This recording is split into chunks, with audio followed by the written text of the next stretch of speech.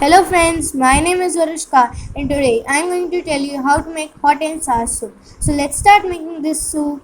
So for this I have added butter, as you can see. Now we are adding jeera. Now we are adding garlic, ginger. Mix all.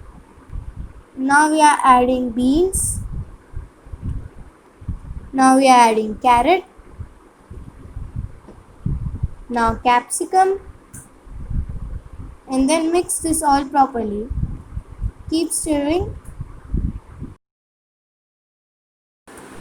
Now we'll be adding some freshly chopped cabbage in a bowl and we will be mixing it.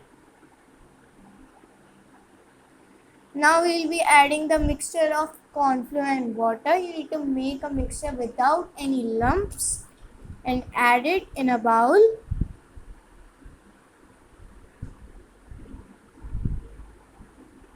You must be seeing that our soup is looking so tasty. Now we will be adding black pepper. Now our soup is ready to serve. So while it is hot, because it will be very tasty and yummy when you serve it is hot. If you like my video, please click on the like button, subscribe my channel, share my videos. Thank you for watching.